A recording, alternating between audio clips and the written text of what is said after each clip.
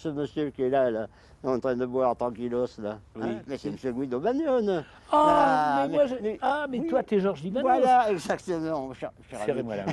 Vous en êtes un autre. Vous en êtes un autre. Non, on n'était pas un autre moi-même. Ça, c'est impossible. Non, comme on disait, devant nous, il y a 4 siècles qui nous contemplent. Non, là-haut. ouais.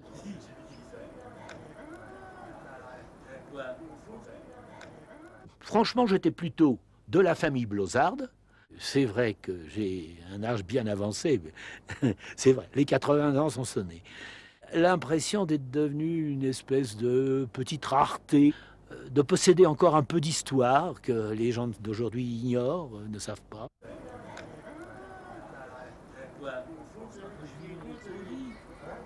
Lucien, c'était une tête de l'art. C'était le voyou, le voyou de l'équipe. Lucien Bérardini, c'était le Blozard, le gars du Saussois, partant dans tous les coups de l'époque, mais un peu le genre trublion que nous étions, les Parisiens faisant irruption dans la montagne.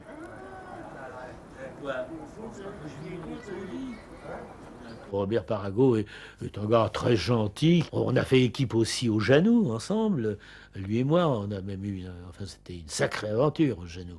La tour de Mustag, j'allais très bien, oui, il n'y a pas de problème.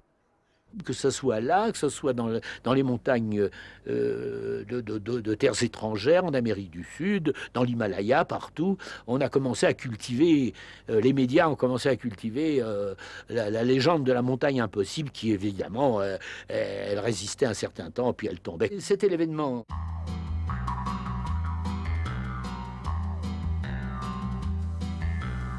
Allô, ici Robert, j'appelle le camp de base, me reçois-tu Lucien? Mais j'entends mal de temps en temps, nom de Dieu. À toi, Lulu. Alors, excuse mon Dieu. Très bien compris, Robert. C'est toujours Lucien qui est à l'appareil. À toi. Je te reçois 5 sur 5, et toi? Je te reçois 5 sur 5 aussi. À toi.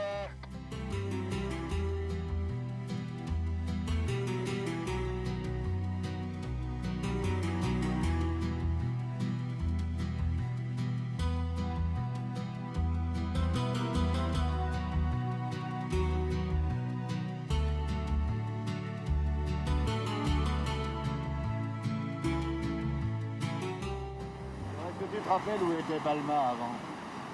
Il n'a pas toujours été là, Balma, si? Sûr que non. Alors si tu regardes bien, Lulu, en 1936, ils ont coupé le doigt, comme ça il lève le poing. C'est vrai en plus. Nous, on lui a accroché des tas de merde. Vieux guide. Vieux guide. Ah, putain. Ah, le vieux guide.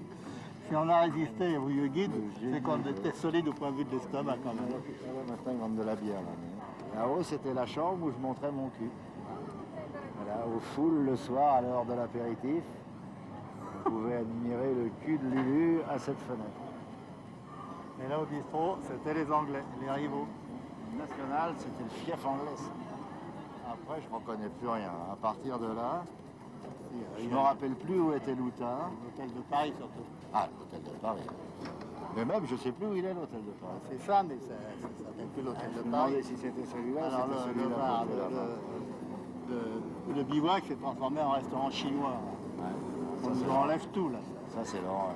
L'horreur. Et l'entrée, je ne sais plus où était l'entrée. C'est là où tu te tabassais avec les Gallois. Là. Tu vas regarder, Lulu. Regarde-moi ça, si c'est beau ça. Ah, c'est beau ce qu'on aurait fait de notre temps, dis donc. Un petit truc. On aurait pu grimper là-dessus. Hein. Dégradation de monuments publics, tu sais ce que ça va de côté, Lulu. Hein. Oui. C'est pourri, hein. Il faut que je mette les doigts de pied, parce que... Les doigts de pied, on a plus. Ça marchait bien. J'espère que les bleus sont solides. Alors ça, c'est un parti. Il est pas mal intégré.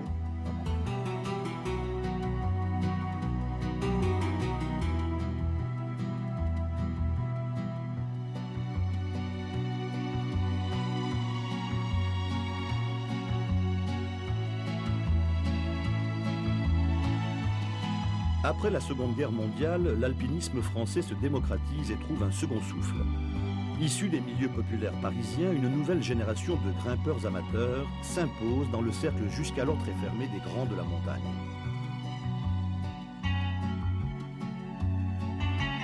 Lucien Bérardini et Robert Parago, insolents, iconoclastes, anticonformistes, symbolisent ces grimpeurs talentueux d'origine modeste qui se moquent des conventions et bousculent les règles établies. Pendant plus de 20 ans, ils réalisent les plus difficiles ascensions des Alpes et participent aux grandes expéditions nationales françaises des Andes à l'Himalaya. L'extraordinaire complicité du tandem Parago-Bérardini constitue la référence. Une amitié indéfectible, le brin de folie de Lucien, la rage intériorisée de Robert et l'humour des deux compères sont les secrets de la réussite et de la longévité de leur cordée. Bérardini, 67 ans, Parago, 70 ans, pratiquent toujours l'alpinisme. Robert préside aujourd'hui la Fédération française de la montagne et de l'escalade. Robert, président de la fédération, je sais pas. C'est des postes qu'on donne en général à des vieux, donc ça nous met pas en joie. Lucien, on peut en parler. La différence, c'est quand on était jeune et qu'on parlait des responsables de l'époque, pour nous c'était des vieux jetons, alors on voulait surtout pas leur ressembler. Hein, c'était des gens qui avaient le pouvoir politique, enfin, pouvoir politique entre guillemets, de représenter la communauté montagnarde et autres, et qui avaient des pouvoirs de décision, et ça nous emmerdait, quoi, c'est tout, c'est net. Alors d'être à leur place maintenant, ça fait tout drôle quand même. Quand j'avais 20 ans, si on m'avait dit que je serais un jour président du comité régional du Languedoc-Roussillon de la Fédération française de la montagne et de l'escalade, ça aurait fait rire tout le monde. Quand on est venu, c'était en 1952, et je me souviens que Lucien était avec Guido, l'aîné et puis Dagory. Ils étaient dans les Drus, à la face des Drus, quand nous on est partis avec Pierre Le Sueur, les deux frères Le Sueur et Edmond Denis, pour la Walker. Et puis il y avait aussi, alors ça c'est étonnant, c'est qu'on a vu les feux de l'équipe de Lulu au sommet des Drus. Ils venaient de sortir de la face ouest des Drus. Nous on était à bivouaquer dans les Horaces, et eux étaient au sommet des Drus en train de bivouaquer. On voyait nos feux. C'est un grand souvenir. C'est-à-dire qu'on n'avait pas encore fait de montagne ensemble avec Lucien. On pourrait presque considérer que ça a été le premier signal de la création de la cordée Bérardini-Parago. C'est un peu cela, puisque l'année d'après, on a fait une cordée ensemble.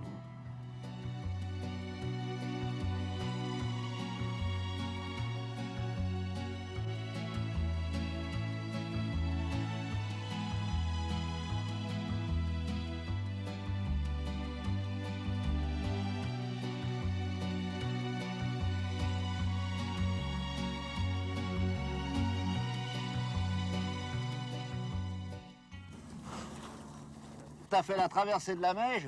Ouais. Ah putain, moi je l'ai jamais fait. Avec Robert, on doit le faire. Tous les ans, on doit y aller. Tous les ans, il a mal aux pieds, ce vieux con. Faut pas que tu le fasses au mois de juillet, évidemment. Ah, ouais. Ah, ça me fait tout drôle, moi, de grimper à Blo. J'aime autant vous dire, j'ai la trouille. Ah, Robert, hein, est-ce que tu as de la gomme blanche encore? Non. Et où est-ce qu'on peut en trouver? Nulle part. Chez le vieux branleur, il n'y en a pas? Non, non, non. Non, ça, tu en trouveras nulle part. Moi, il faut que je me chauffe. Avec nos vieux os, il faut y aller doucement. Hein. Toute la petite traversée qui est très On y va, on y va. Une traversée facile et Si c'est Bernard. Donne-moi ton sac. Je vais faire un porteur. Après tout ce que vous avez fait pour moi, je peux quand même vous porter vos sacs, les gars. Ouais, Lulu, ça va. Ouais, non, mais Lulu, Putain, je me rappelle plus. J'ai peur. c'est bien fait. Il n'est pas pourri, le vieux. Hein. Continue. Là, c'est mieux. Ah, moi, il me faut un poche, je peux pas grimper sans poche. Ah, ça va te passer. Ah, là, on descend où tu es, normalement. Là, tu vois, on monte là, et on descend. Ouais, Lulu, c'est ça. Ouais, non, mais Lulu, c'est une traversée, là. Une traversée, c'est pas une escalade vers le haut.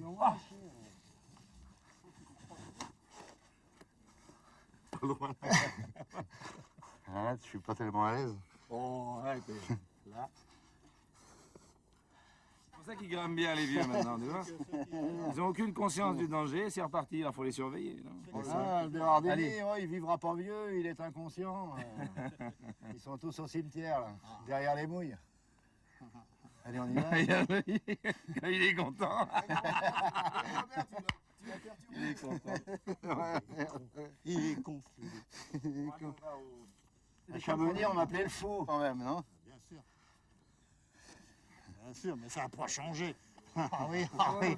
Ah oui, ah oui. J'ai tout au dévers, c'est dalle à péler. Ah, tu t'améliores en vieillissant alors, hein. Ça un peu, ça.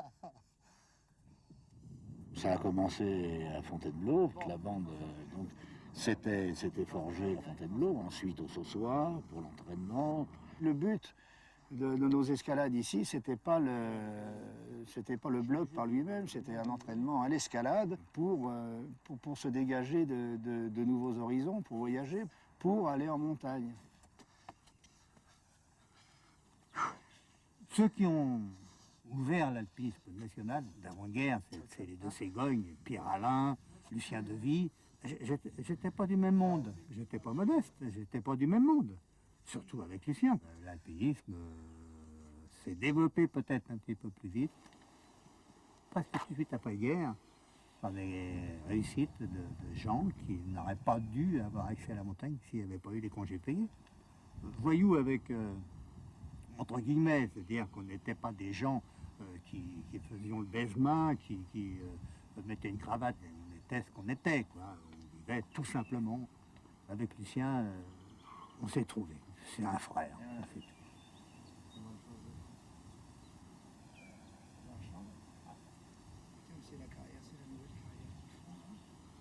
J'ai rencontré lui la première fois sur les poutrelles de la Tour Eiffel. On tournait le Ruffian avec Giovanni. À partir de là, j'ai rencontré Robert, puisque le couple est inséparable, comme chacun sait. Et je suis venu m'entraîner ici. Il y a un type, Lulu, qui est une sorte de fauve, un lion, un type instinctif, un anarchiste, un caractère de chien, un emmerdeur, tout ce que tu veux, mais un cœur énorme. L'autre, qui n'a pas le moindre cœur que celui de Lulu, mais qui est tout d'un coup quelqu'un qui est plus fragile. Il nous semble beaucoup plus fragile. Quand on pense à Robert était à la sécurité sociale dans un bureau.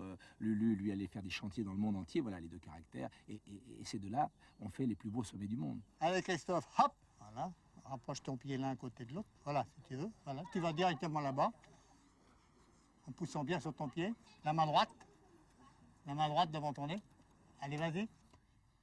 Voilà. Pied droit, tu pousses bien. La main droite, et tu vois, regarde le petit mouvement qu'il va faire. Tac. Allez. Le pied droit, ça y est, il est bon. Voilà, c'est un truc comme ça. Merci papa. C'est une voie à petit trou. Alors maintenant, bah, c'est Christophe, Nicolas, Bérardini qui prennent la relève. Quoi. Hein, ça fait plaisir. On a donné du goût à nos gamins. Alors, le goût de grimper, le goût d'effort, c'est pas mal. Voilà. Voilà. C'est des bacs, hein. C'est des bacs et puis après c'est des bacs aussi. Il faut que tu les laisses de la main pour l'autre. Hein. Il faut que tu ailles... tu laisses les deux mains et tu vas directement au sommet. Sous le trait blanc, Nicolas. Voilà. Ah, bah, c'est tranquille, il n'a même pas pris la prise intermédiaire. Mais non, on ne prend jamais la prise intermédiaire. C'est bien d'être grand, hein. Si. Si. Qu'est-ce que tu faisais dans le temps? De là, je sautais de là, mes petits pieds ici. Et j'arrivais, mes petits pieds là. Avec les mains sur la vire, là. Et souvent, j'étais là. Et c'était dur, hein. Ça fait un... Après, on s'étonne d'avoir mal aux genoux. Hein. Il y a des fois, tu sautais sans le faire exprès, Sans de le là-haut. faire exprès, ouais. C'était un saut en profondeur.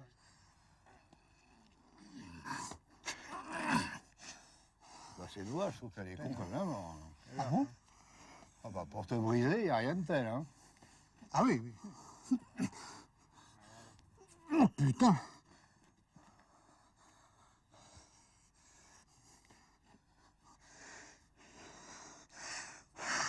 Il n'y a pas de prise.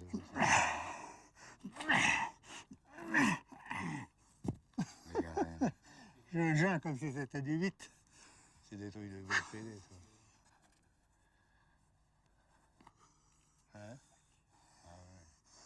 À l'époque, on en avait fait un petit peu notre domaine. La place du Cuvier, c'était presque un sanctuaire. On se défoulait à mort. Je ne vais pas raconter toutes les conneries qu'on a fait ici, mais enfin, c'était... Il y a des soirées qui ont été assez dures. À toi, Lulu! Encore un 3.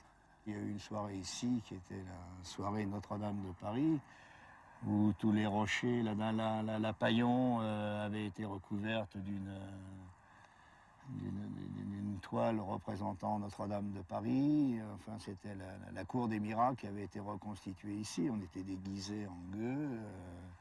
Il y avait des tonneaux de vin un peu partout, des cochons qui grillaient. Et puis, ici, ça avait été une fête extraordinaire.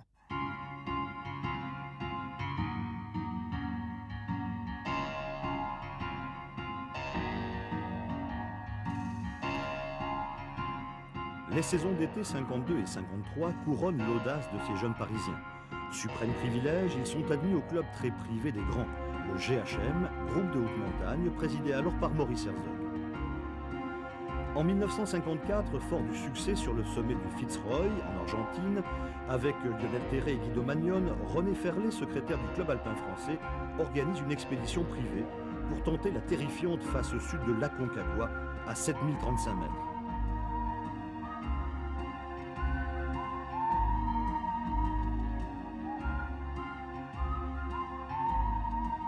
Parago, Bérardini, Pierre Le Sueur, Edmond Denis, Adrien Dagory, toute cette bande de jeunes Parisiens se lance avec joie dans l'aventure.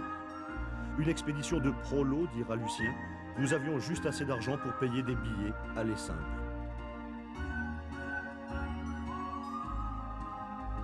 La première ascension de la face sud de l'Aconcagua représente un défi, un exploit bien plus extrême que celui de l'Annapurna, moins symbolique, plus marginal. Une réussite qui coûte très cher à ces alpinistes. Tous souffrent de graves gelures. Miraculeusement, Robert Parago est le seul épargné. Quand j'ai vu tous les copains avec les pieds gelés, moi j'avais rien. J'ai regretté de ne pas avoir au moins un doigt de pied de gelé. Si je me trouvais séparé d'eux, je me trouvais comme un con, tout seul. Il n'y a pas de raison pourquoi moi j'ai rien. Il a valu des tas de rumeurs, colportées par Lucien en disant évidemment le Robert, il n'a pas été gelé, on l'a mis dans son duvet, on l'a traîné jusqu'au sommet dans son duvet, il ne pouvait pas le geler. Ça c'est l'humour à Lucien.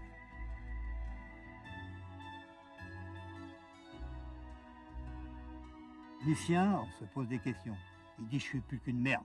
Je crois que le déclic a été fait quand on a été faire la première de la face nord du Grand Capucin.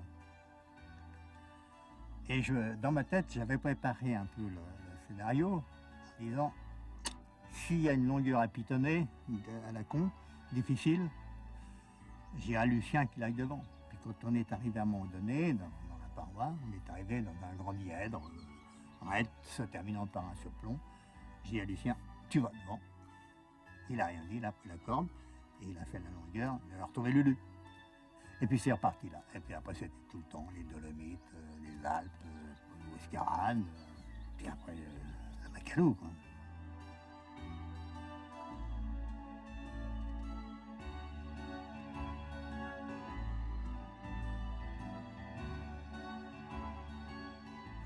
Aconcagua, Non, c'est Macalou, ça. C'est Macalou, 71, c'est déjà, on a déjà vieilli. Pardon, attention.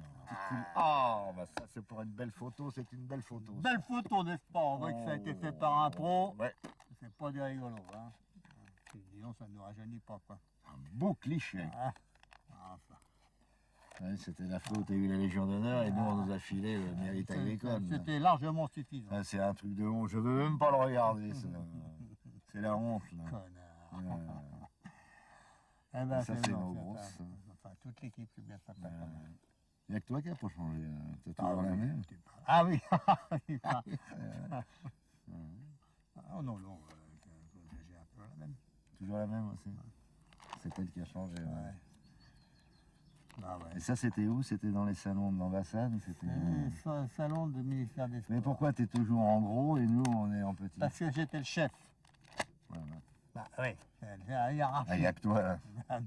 C'est mes albums à moi, perso. Je le regarde pas. T'as un descendeur?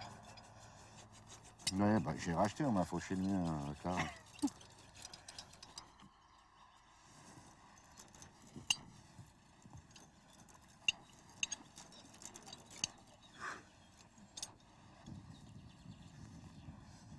Voilà.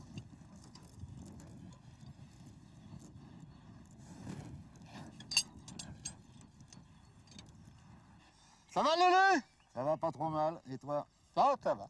Le nom de Bérardini, il est reconnu dans la montagne plus parce que j'ai fait, parce que j'ai grimpé, que par mes coups de gueule. J'ai jamais tué personne. Je gueulais beaucoup, je cassais beaucoup de voitures, j'avais beaucoup d'accidents. Il fallait pas laisser pas trop traîner les bonnes femmes autour de moi. Mais c'est tout, quoi. Comme aux yeux des gens de la fédération, je passais pour un voyou. J'étais rayé des cadres. Si Robert n'avait pas été nommé chef d'expédition, je ne serais jamais parti en expédition. Il m'a imposé dans l'équipe, mais je peux dire imposé, auprès des gens du comité de l'Himalaya de l'époque.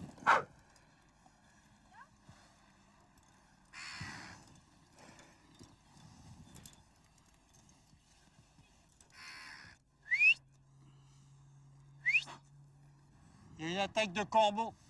Hein? Il y a un corbeau qui nous attend là.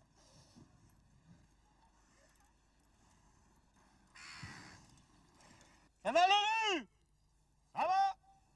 Eh ben c'est bon. Lucien, une grande gueule, tout ce qu'on voudra. C'est-à-dire qu'il y en a tellement qui ont des grandes gueules qui parlent dans les bistrots, mais quand ils se trouvent devant des difficultés, il n'y a plus personne. C'était pas le cas de Lucien. Ah, ben ça fait plaisir. Ça va faire du bien aux pieds. Ah. Tu peux se faire comme ça, si vous voulez? Ah, tu peux pas, ça va. Aux pieds, putain. Et voilà. Allez, Ramos au casse-croûte. Allez, au Café des Roches. Ça suffit. Voilà. Ah, je marche sur des... Jean-Claude me dit, mais t'es bien sûr, Jacques? Ah bah écoute, elles étaient au Baudrier quand même. Je sais pas rêver. Les chaussons, ils étaient là. Je retourne à la voiture et pas de chaussons dans la voiture. Je peux pas partir. Je veux récupérer mes chaussons, je vais pas faire la voie pieds nus. Pourquoi il nous fait chier avec son histoire de chaussons? Et puis, je commence à courir à la cordée précédente qui venait de faire la voie. Je les recours et le gars avait embarqué les chaussons en croyant que c'était les siens, tout simplement. Oui, oui. Allez, bon, ça. Allez, le gamin, hier, on en fait fort. Rattrape-toi. Attends, moi, Robert, je me souviens de Lulu qui écrasait ses senioritas. C'était des senioritas que tu fais. Ouais, c'était des Il grimpait dans la super échelle. Dans la super échelle, il m'avait emmené dans les prises. Il y avait des senioritas écrasées. Bon, moi, je fermais ma gueule parce qu'il y avait des cigares. Ah ouais, puis ça brûle encore, il se brûlait les doigts. Ah oui, non, bah, c'est quelque chose, c'est pareil. C'est bien les rendez-vous. Ça va? Ouais. T'as la forme? Oui, allez, tu vas? C'est notre jardin, ça, on regarde partout, on a fait telle voie, telle voie, telle voie. On refait les voies, on fait les voies. Puis tout de suite on dit, tiens, là j'ai vu avoir des projets. Là j'ai eu froid, ou là je me suis éclaté. Lui, le vieux de la vieille, puis moi gamin, c'était au UASCARA, en 66. Robert Parago a dit, tu feras équipe avec Lucien. Et moi, j'avais la trouille, pour moi c'était un dieu, un mythe, et j'avais entendu dire des histoires sur lui. Pas possible. Robert était le chef d'expédition qui surveillait les cordées, qui essayait de les aider. Il est monté aussi au sommet. Donc il avait un boulot d'organisation. Au Makalu, Robert, donc comme chef d'expédition, était assez fantastique parce qu'il savait à la fois commander tout en laissant les responsabilités aux gens, de faire ce qu'il voulait, de grimper comme il voulait. Comme Lulu, t'écrasais pas quand t'étais en cordée avec lui. Allô, ici Robert, j'appelle Yannick au sommet du Makalu. Essaye de sortir ton poste, bon Dieu. Ça y est, pile en haut. Il y en a un pile en haut au sommet du Makalu, 8470 mètres. Nom de Dieu, je me go maintenant. Tous les deux sont au sommet. Yannick Seigneur, Bernard Mellet, sans aucun doute. Ça fait 3 mois qu'on est en train de traîner sur cette montagne, simplement pour arriver aujourd'hui, le 23 mai 1971. Franchement, c'est un gros morceau de l'Himalaya qui vient de tomber. Ça, c'est formidable. Je suis toujours 5 sur 5, Robert. J'ai essayé d'appeler Yannick, j'ai pas eu de réponse. Et toi? Bon, en attendant, j'espère qu'en bas, au camp de base, vous avez débouché les 2-3 bouteilles qui restaient.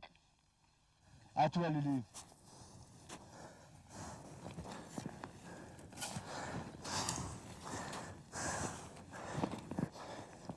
Arago Berardini, une des plus belles cordées qu'il y ait jamais eu, et elle fait référence. Hein. Ils vont mourir tous les deux dans leur lit, j'ai l'impression. Et donc ça restera un mythe, quoi.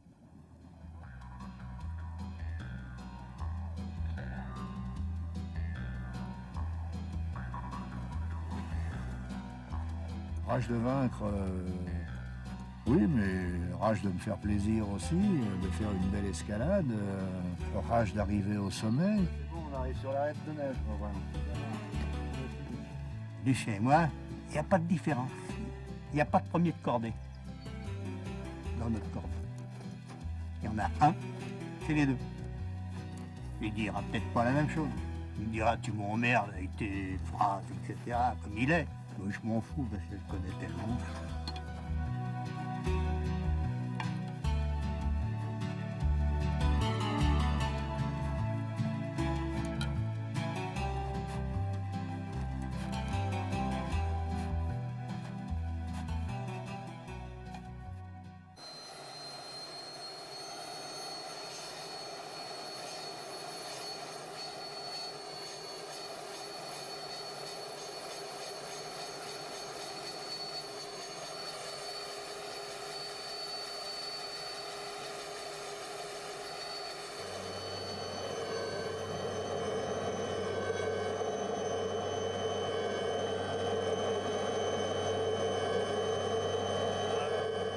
Ça va, formidable.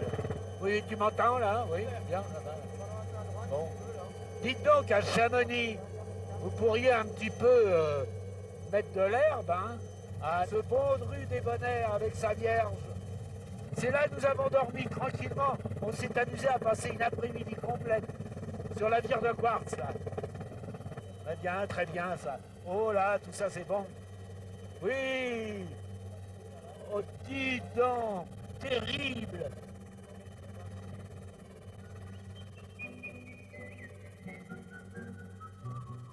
Revenir ici, hein, plus de 40 ans, bientôt 50 ans en arrière ici, et avoir cette chance de pouvoir survoler en quelques minutes tout ce qui a été, enfin, un peu ma vie, quoi. Et surtout, les drues face ouest des drues, qui en ont pris un bon coup cette nuit. Ça a été très sérieux, ces blocs de rochers qui sont tombés, qui ont pulvérisé le bas de la face, mais d'en haut, ça a aussi bien vraisemblablement modifié complètement toutes les voies existantes. C'est quand même très inquiétant de voir cette montagne partir en pans entiers, par milliers de mètres cubes. C'est bien ça, des milliers de mètres cubes, milliers de tonnes. Ça s'est déjà produit au moins 2 ou 3 fois, peut-être pas avec cette importance, mais c'est certain, c'est impressionnant.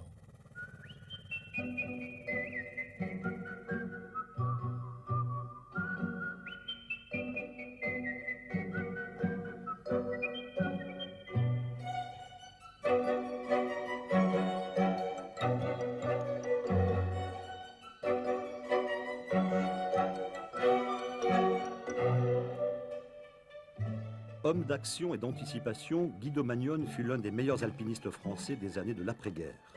C'est un artiste. À 20 ans, pour assouvir sa passion de la sculpture, il rentre à l'école des Beaux-Arts aux côtés de ceux qui vont devenir des grands de l'art contemporain, Albert Ferraud et César. Magnone, l'athlète, formé sur les rochers de Fontainebleau, réussit en 1952 avec Lucien Berardini la première ascension de la fameuse face ouest des Drues. Il part alors à la conquête et à la découverte des plus beaux sommets de la Terre, de la Patagonie à l'Himalaya, le Fitzroy, le Makalu, la Tour de Mustang.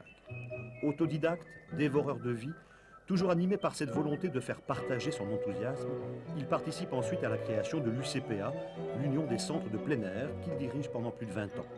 Depuis un demi-siècle, Guido Magnone côtoie tous les grands noms de l'alpinisme. On se connaissait pratiquement tous, hein. C'était le petit village en bas à Chamonix. Ça faisait plaisir, on trouvait facilement un compagnon pour faire de grandes courses. Hein. Partir avec Lachenal Terret, ou Guréquian, ou Dougit, ou Leroux, les Suisses, Vaucher, les autres, Lambert, bon, ceux qui commençaient à se pointer vers l'Himalaya, qui revenaient, qui racontaient leur histoire et qui donnaient des envies. Mais c'était un nombre limité, c'était... pas une secte, mais presque. Hein. Chamonix était à nous, un peu. Hein.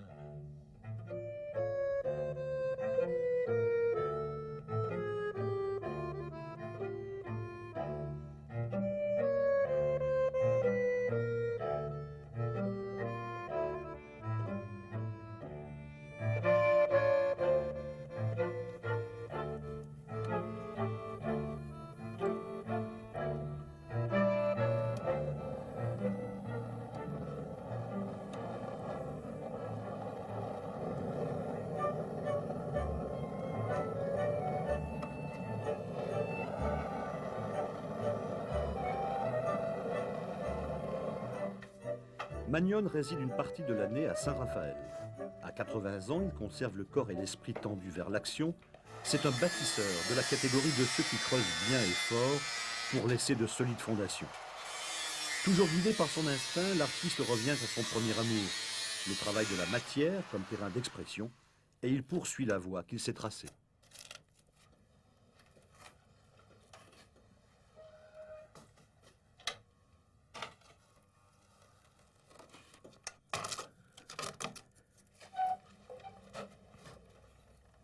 La forme se dessine au fur et à mesure que tu en rajoutes et tu en enlèves, tu en ajoutes, tu en enlèves. C'est pas compliqué.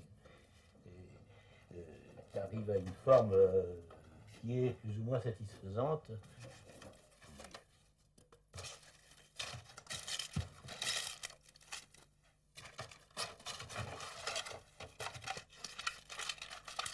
C'est des secrets de fabrication, tout ça, mais faut quand même pas exagérer.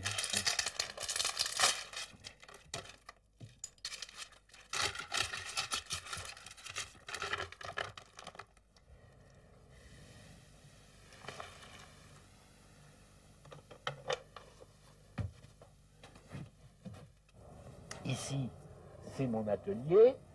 Ah, en réalité, j'ai eu la chance de pouvoir réaliser un peu ce rêve.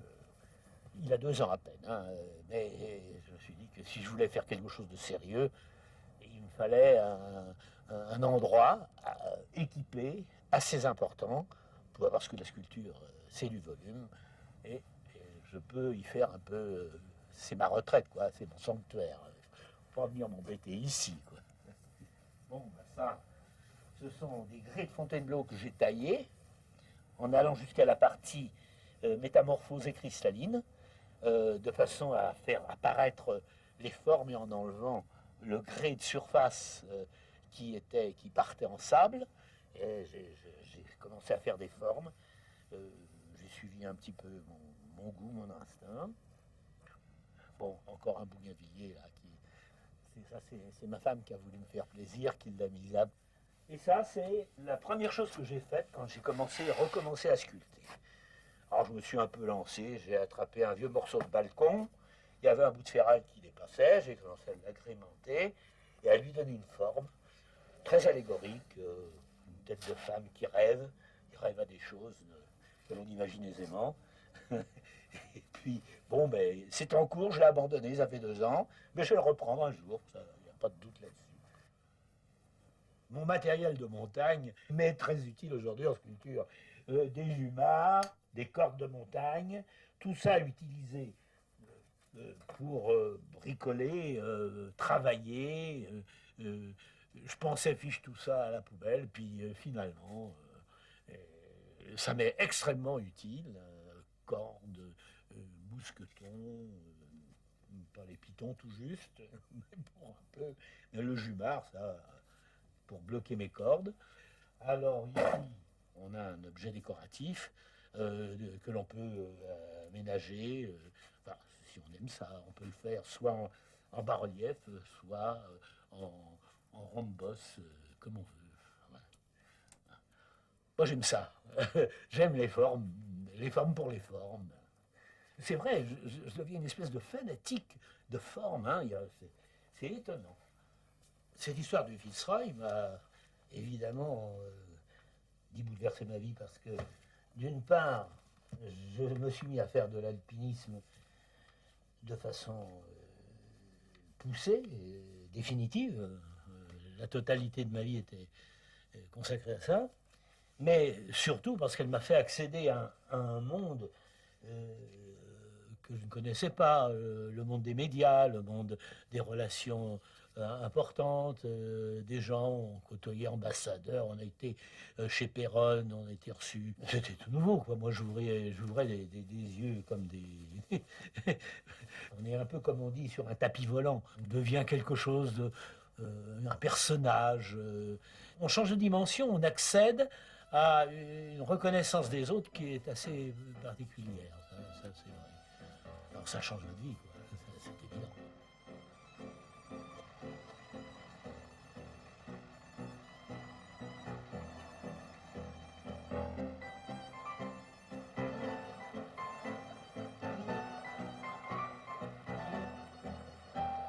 Fitzroy, c'est un peu moi qui ai été chercher René Ferlet, qui était le chef d'expédition.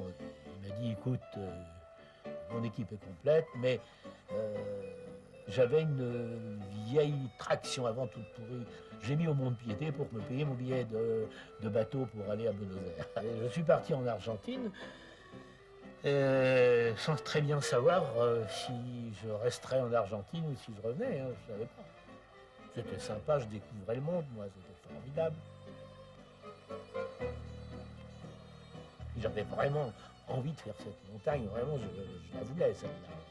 C'était quelque chose que je désirais vraiment à fond. On a eu un accident très grave, dramatique, puisque Jacques Poincenot, il a trouvé la mort. Il était en marche d'approche avec Terret, en exploration, en traversant le torrent. Il a perdu l'équilibre emmené par sa charge, impossible d'agir, impossible de venir, et il a été noyé sous les yeux de Lionel Terret.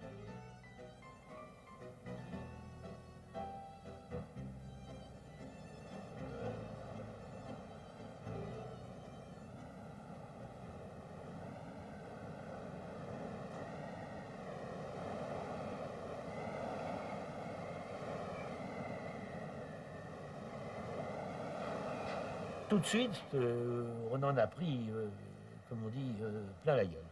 Mauvais temps, sans arrêt, mauvais temps, mauvais temps, mauvais temps. Ça a été notre fête, Terret à moi. On avait mis une tente qui était une des tentes de l'Annapurna. La pauvre, elle a duré à peu près un quart d'heure. Elle s'est fait complètement mettre en pièces par le vent.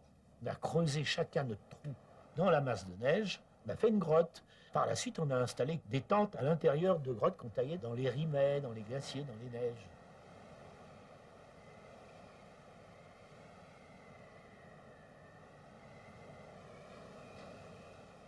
Semelle. On a failli rater. J'avais plus un seul piton. Terret a retrouvé, lui, au fond, une espèce de petite lame toute bête, ce qu'on appelle un as de cœur, que j'ai pu enfoncer de 2 cm dans le rocher. Pour en arriver, mais c'était tout plan, quoi. Alors là, je dois dire qu'on était émus. Le Fitzroy a été réalisé en février 1952.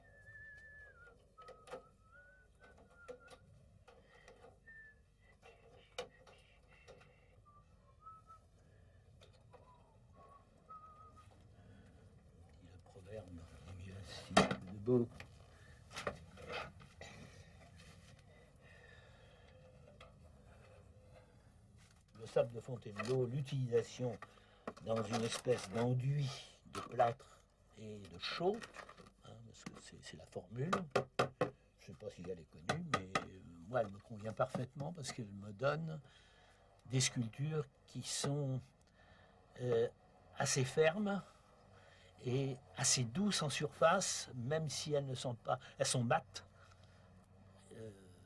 On peut presque les caresser, c'est tout à fait différent de ce qu'on a d'habitude. Et puis surtout, ça se travaille très bien.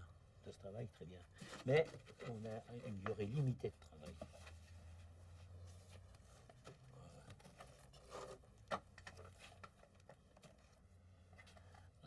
J'ai pas assez de... La création d'un sculpteur, c'est la forme, c'est l'objet qui provoque une émotion, un sentiment. C'est l'utilisation des vides et des pleins, comme on utilise un son en musique. On est sensible ou on n'est pas sensible à cette modulation. Mais cette manière de faire me permet, à moi, en 2 ans, de faire 30 pièces. Si j'avais dû travailler de façon traditionnelle, comme on travaillait dans le temps, j'en aurais fait 3-4 à la ligne, c'est tout. Je n'ai pas de temps à perdre.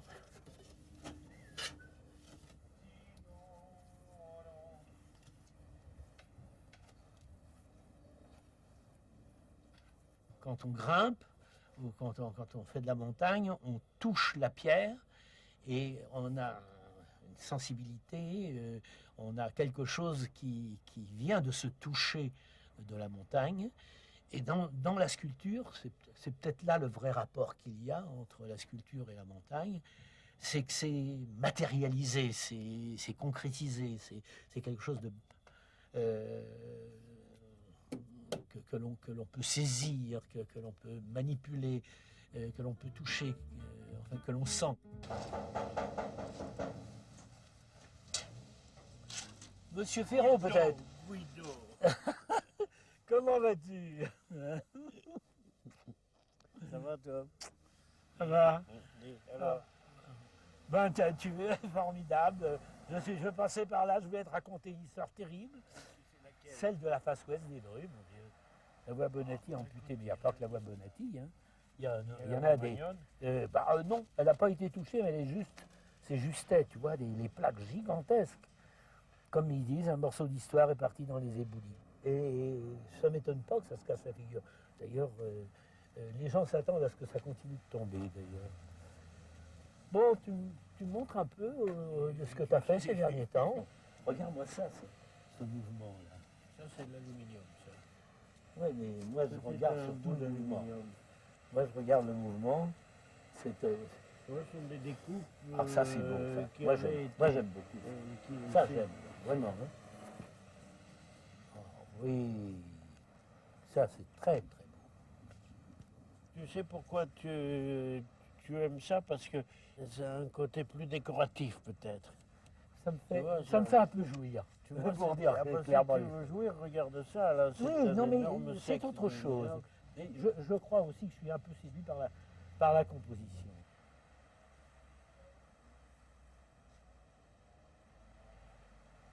C'est presque une histoire d'école, la rencontre avec Guido. On passait l'admission à l'école des Beaux-Arts ensemble.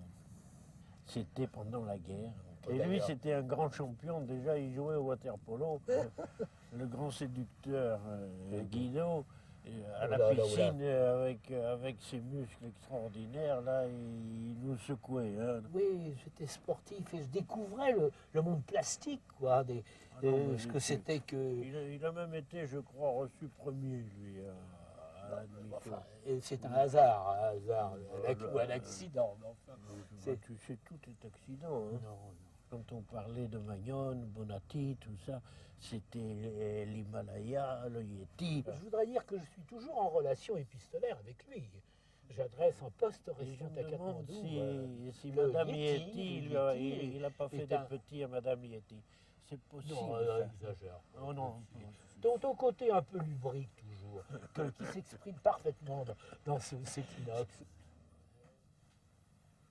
Oh, dis donc, ce truc. Oh, dis donc. Il est toujours doté d'un matériel gigantesque, puissant, des compresseurs, des presses. C'est un peu étonnant d'imaginer que pour faire une chose subtile comme la sculpture, ils se servent de moyens mécaniques aussi puissants, aussi extraordinaires. On est chez Vulcain, quoi. On n'est pas chez Apollon, on est chez Vulcain. Et là-haut, regarde-moi ça. Albert Ferraud, pour tout dire, c'est un grand de la sculpture française et de la sculpture internationale, indiscutablement.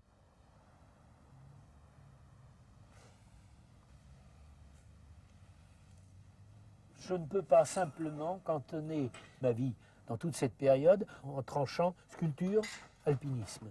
La découverte des Pies et des gens a été pour moi peut-être beaucoup plus fondamentale que d'arriver au sommet du Makalu ou de la tour de Mustang. C'est ça.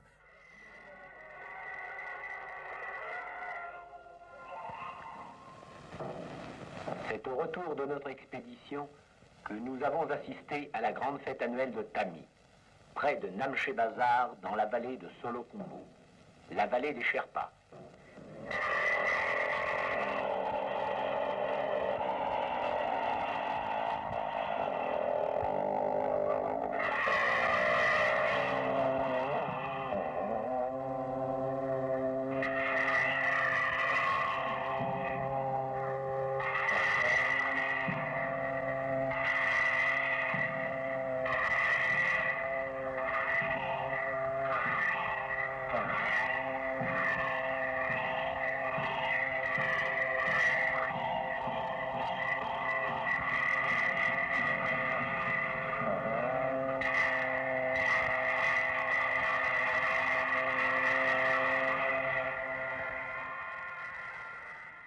regarde, voilà, ça c'est ma baraque là. Cette vieille ferme que j'ai achetée en 74, où j'ai tout rénové. C'est une ferme qui a 200 ans, un peu plus. 1780. Ah, ça, je te reconnais bien. Hein. Depuis Voilà. la culture des vieilles choses. Ah ouais? Non, mais c'est vrai, il faut les préserver. Quoi. Ah, la linette. Linette. Je suis en tenue d'artiste peintre. Bonjour. Guido, quel plaisir de vous revoir. Hein, Hein, un peu inattendu. Oui, oui, Hein, oui, assez d'accord. inattendu, oui, oui. Hein, il a fallu aller Oui. voir que la façonneuse des drues était cassée. Eh oui, Alors on vient oui. voir les amis à cette occasion en disant alors, qu'est-ce que vous en pensez? Et l'ancienne du CPA, ça me dit pas trop, tu Non, vois. non, mais je comprends. Je vois comprends, on a envie. Je vais pas faire partie d'un groupe, des machins et tout, ça m'intéresse pas. Oh, moi, Je préfère voir les j'ai gens du mal comme à- ça individuellement. Regarde, tu arrives à relire? Mal, mais ça on peut. Ah, attends, j'enlève ma lunette. Ah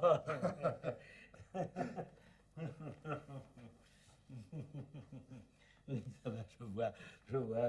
J'ai pu dire des choses pareilles. Ah ouais? Jo Maruzzi, ce récit d'une aventure, signe d'un alpiniste presque disparu, marqué de quelques candeurs dans sa finalité, mais bien totalement vécu. Alors Marcel Denis, ici, ça c'est Adrien Dagory, chocolatier, Lucien Berardini et Guido Magnol. Jo Maruzzi a quand même un parcours particulier et une qualité très spéciale. Il est gitan manouche, il est guide de montagne, il est moniteur de ski. Sur les gens qui étaient à la direction du CPA en ce temps-là, c'est-à-dire Guido et Raymond Malesset, je n'ai jamais eu aucun problème. Par contre, avec certains directeurs de centre, si. Parce que dès la première année que j'ai pas eu CPA, je me suis fait éjecter d'un centre, uniquement parce que c'était ma personnalité. Puis je me suis senti bien dedans, puis j'ai retrouvé une espèce de seconde famille au CPA. Ça a été ma famille de la montagne et du ski.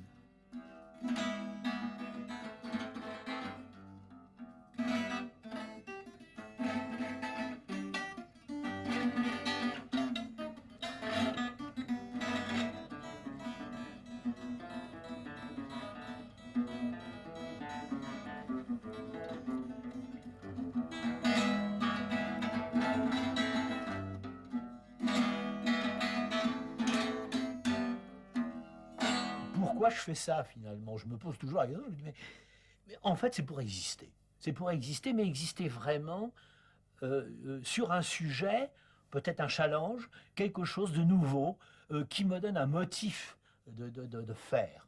La montagne c'était ça, la natation c'était ça, l'UCPA c'était ça.